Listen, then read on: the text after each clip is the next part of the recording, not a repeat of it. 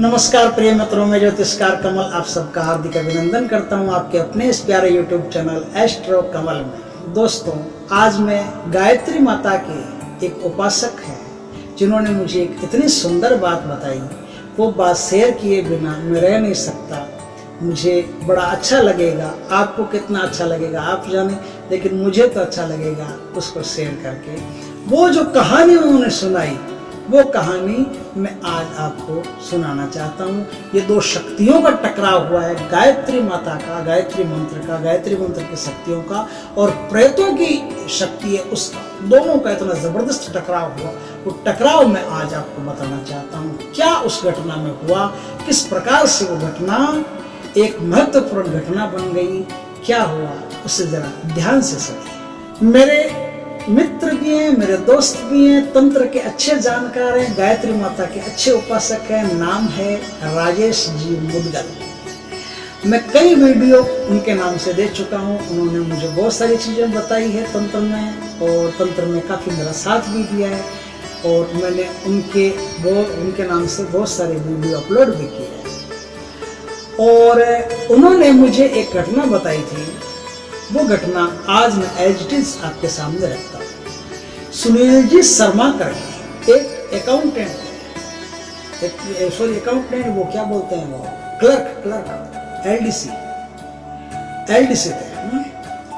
ये मेड़ता सिटी में थे। मेड़ता सिटी का है, मेड़ता सिटी इंडिया के अंदर, हाँ इंडिया इसलिए बोल रहा हूँ कि हो सकता है भारत के बाहर भी लोग देखते हो। भारत के अंदर, इंडिया के अंदर राजस्थान नाम का प्रांत है। राजस्थान प्रांत में नागौर जिला है। नागौर जिले में एक तहसील है जिसका नाम है मेड़ता सिटी। उस मेड़ता सिटी में सुनील जी शर्मा नाम से एक एलडीसी रहते थे। वो एलडीसी रहवास तो उनका था मेड़ता सिटी, लेकिन वो एक मेड़ता सिटी से मेड़ता रोड एक छोटा सा ट्रेन चलता है। छोटा सा ट्रेन का मतलब छोटी ट्रेन है, उसको अद्धा बोलते हैं, अद्धा।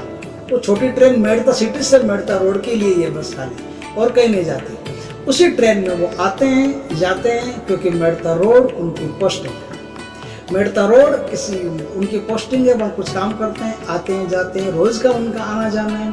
घर से टिफिन बना के ले जाते हैं, खाना वाना खा के तैयार होके रोज उस ट्रेन में बैठते हैं, रोज मेड़ता रोड जाते हैं, रोज मेड़ता रोड से आते हैं।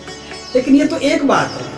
एक बात और है जिसमें बीच में छुपी हुई है, वो ये है कि वो रोज आते हैं जाते हैं, आते हैं जाते हैं। उसी रेलवे स्टेशन पर एक भिखारी बैठा रहता है। भिखारी तो बहुत बैठे रहते हैं, अलग अलग उड़ते हैं जाते हैं। एक खास तो भिखारी, उसकी बात बता रहा हूँ। उसी रेलवे स्टेशन पर एक भिखारी बैठा रहता है। उस भिखारी को वो रोज अपने हाथ से 1 रुपये का सिक्का देकर के फिर जाता है। ये उनकी आदत है। अब आदत ही हो गई, हैबिट ही हो गई। 1 रुपये का सिक्का कहाँ से आएगा, कैसे आएगा, उनके पास कोई चिल्लर होगी कि नहीं होगी, उनके पास आएगा, भगवान देगा। और वो 1 रुपये का सिक्का उस आदमी को दे करके, उस भिखारी को दे करके वहां से रवाना हो जाते हैं। ये उनका रोज का काम। एक दिन ऐसा हुआ कि वो भागते भागते से निकल रहे हैं, हाँफते हाँफते से निकल रहे हैं। चेहरे पर पसीना सा आया हुआ है, जो एकदम हवाइयां सी उड़ी हुई है, बहुत जैसे परेशानी में कहीं जा रहे हैं। और वो भिखारी के सामने से गुजर गए, और भिखारी ने कहा, बाबूजी बाबूजी क्या हुआ, रुकिए। बोले अरे कुछ नहीं, आज कुछ नहीं। अरे बोले बाबूजी रुकिए तो सही, रुकिए तो सही, क्या बात है। अरे बोले यार क्यों रुकवा रहा है तुम्हें, तो आज मेरा दिमाग खराब है। बोले क्या दिमाग खराब? बोले दिमाग खराब हो, तू नहीं समझेगा, तेरे काम की बात नहीं। बोले काम की बात क्या नहीं, एक फाइल की बात है, उसके लिए आप इतना पंगा करते हैं। इतना देखो चेहरा हालत खराब कर लिया, पसीना से भर गया चेहरा पूरा। ये देखो जैसे कोई खजाने की चाबी खोल दी। क्या एक फाइल के लिए क्या? अरे बोले तुझे कैसे पता कि एक फाइल के लिए मैं परेशान हूँ? बोले वो सब छोड़ो, आप पता तो है। बोले नहीं, तुझे कैसे पता कि मैं फाइल के लिए परेशान हूँ? बोले उसको छोड़िए ना। बोले अच्छा तुझे पता है फाइल का है? बोले हाँ बिल्कुल पता है फाइल का। बोले कहाँ है? बोले आपके घर में है ना, आपकी धर्मपत्नी ने क्या किया, आपने फाइल रखी थी अलमारी के ऊपर। अलमारी होती है ना, अलमारी घर में जैसे सामान रखने के लिए अलमारी होती है, कपड़े रखते हैं उसमें, अपना कोई कीमती सामान भी रखते हैं। वो अलमारी घर में होती, उस अलमारी के ऊपर उन्होंने फाइल रखी। तो कहा कि आपकी पत्नी ने क्या किया, अलमारी थी, अलमारी के ऊपर हाथ डाला, हाथ डाल के कंघा लिया, कंघे के जोर से या कुछ कोई भी सामान लिया, सामान के जोर से वो फाइल अलमारी के पीछे गिरी। अब अलमारी के पीछे कौन ढूंढे? तो उन्होंने कहा कि ठीक है, तो यही रुकना, जाना मत। बोले मैं क्यों जाऊंगा, मैं तो यही रुका, जब लोग भिक्षा दे जाते हैं, मेरा काम चल जाता है, मैं कहीं जाता ही नहीं यहाँ से।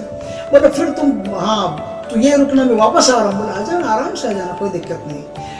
सुनील बाबू वहां से भागे भागे अपने घर गए, जाकर के पत्नी को बोला, छोटी सी तो अलमारी थी, पत्नी को बोला कि अलमारी को हटाओ यहाँ से। तो उन्होंने हाथ लगा के अलमारी को हटाया, पीछे देखा फाइल पड़ी। उसने कहा यार भिखारी तो एकदम सही बोल रहा है। तो वापस भिखारी के पास गए, बोले यार तुझे कैसे पता चला कि ये अलमारी के पीछे फाइल है? बोले बाबूजी,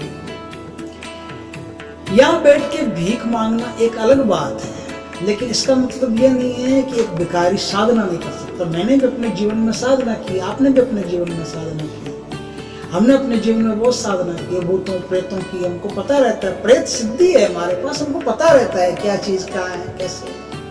बस यहाँ बैठे हैं, भिक्षा मांग रहे हैं, ये अलग बात है, ये हमारा कर्म है, हमको करना पड़ेगा। बोला अच्छा, लेकिन मैंने तो आज तक गायत्री की बहुत साधना की, मुझे तो कुछ भी नहीं मिला।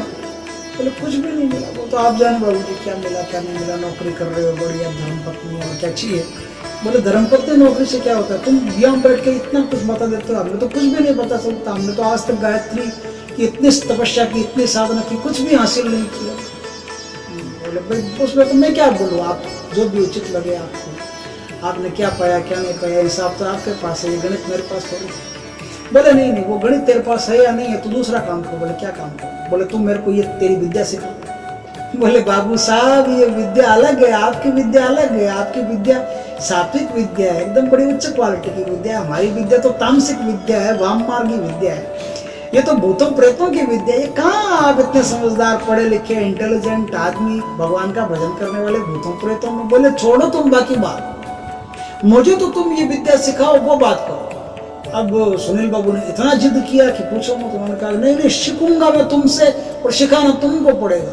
बोले अच्छा सिखाना पड़ेगा। बोले तेरे जो पैसा चाहिए, जितना पैसा चाहिए वो तू बोल, तेरे को 50,000 रुपया चाहिए तो वो दूंगा, 10 चाहिए तो वो दूंगा, 5 चाहिए तो तुम मुझसे मांग के देख लो। बोले नहीं नहीं, रुपये की कोई बात नहीं, मैं नहीं चाहता कि आप सीखो, लेकिन आप अभी इतना ही जिद कर रहे हो तो मुझे सिखाने में कोई जोर नहीं आता, मैं आराम से सिखा दूंगा, चलो सिखा देता हूँ। तो उन्होंने सुनील बाबू को सब कुछ बता दिया कि भाई ऐसी है कि 21 दिन की साधना है, 21 दिन की साधना है। शमशान में जा करके आपको ये करना पड़ेगा, वो करना पड़ेगा, ये चीज़ें लानी पड़ेगी, वो चीज़ें लानी पड़ेगी, ये 100 साधना है, ये वो फलानी साधना है, और ये शमशान जगाना पड़ेगा। और फिर 21वें दिन साधना के अंत में प्रेत आपके सामने आएगा, जो मांगोगे वो आपको दे देगा, काम खत्म। बोले अच्छा।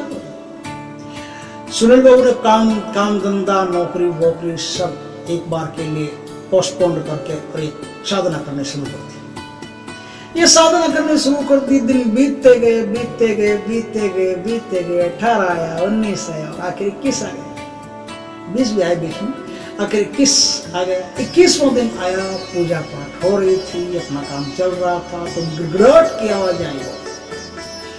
शमशान कांपने लगा, ऐसे लगा कि जिसको धरती फट जाएगी, और बहुत एकदम कोलाहल सी आवाज आने लगी। और उन आवाजों से सुनील बाबू तुरंत ही डरने वाले नहीं थे। वो तो एक तो ब्राह्मण, दूसरा दबंग, तो ये तो कोई परशुराम जी है, डरेंगे नहीं किसी से, किसी के बाप से नहीं डरेंगे। वो तो बैठे हैं वहां, बैठे हैं तो बैठे। अब क्या है भाई, तो प्रेत प्रकट हो गया। प्रेत प्रकट होकर के सुनील बाबू से कहता है, सुनील बाबू मांगो। प्रेत क्या है? सुनील बाबू ने कहा मांगो वो तो ठीक है, लेकिन दिखाई कोई दे ही नहीं रहा है, मांगो किससे? तो सुनील बाबू ने देखा कहीं कोई है नहीं। अब फिर से आवाज है प्रेत की, सुनील बाबू मांगो, क्या मांगते हो? मांगो, मैं तुम पे बड़ा प्रसन्न हूं। सुनील बाबू क्या मांगते हो? सुनील बाबू ने कहा यार तुम दिखाई क्यों नहीं देते? बोले दिखाई कैसे नहीं देता? तुम मांगो, तुमको मांगने से मतलब है, देखने से मतलब थोड़ी है, तुम जो मांगोगे वो मैं दे दूंगा। सुनील बाबू को लगा कि आवाज पीछे से आ रही है। सुनील बाबू ने गर्दन पीछे की, पीछे भी कोई नहीं। अब आवाज जिस तरफ सुनील बाबू की आंखें जाती है उसके ठीक विपरीत उनकी खोपड़ी के पीछे से आवाज आती है। अब बताओ, चारों तरफ सुनील बाबू ने घुमा घुमा के सर देख लिया। सुनील बाबू ने कहा अरे भाई तू मुझे देने वाला भूत प्रेत जो भी है मेरे सामने तो आ। बोले नहीं नहीं नहीं नहीं नहीं मालिक नहीं, आपके सामने नहीं आ सकते। बोले क्यों सामने क्यों नहीं आ सकता? कोई उधार ले रखा है क्या? सामने क्यों नहीं आ सकता? बोले सामने इसलिए नहीं आ सकते तुम कि आपके सामने आने से हम जल करके भस्म हो जाएंगे, हमारा वजूद खत्म हो जाएगा। ये कैसे वजूद खत्म हो जाएगा? मेरे सामने आने से कैसे जल जाएगा? मेरी आंखों में कोई स्टोर थोड़ी जल रहे हैं, कोई चिंगारियां थोड़ी फूट रही। बोले चिंगारियों की नानी फूट रही है आपके आंखों में, तो क्या फूट रही है?